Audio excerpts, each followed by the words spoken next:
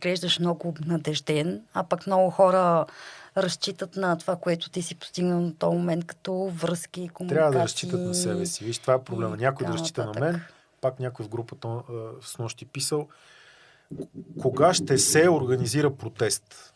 И аз в интервюто това съм казал винаги. Протест не се организира сам. Той не е живо същество, което нещо прави.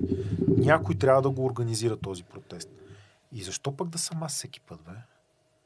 Нали? Ви казвам, че промяната става като излезем от сенките, нали? Ако съм one man show, ето ходи и си дефилира сам и си дюдюка сам, никой няма да ме вземе на сериозно. Излезте вие, направете вие нещо, нали? Свършете вие нещо за вашата си свобода.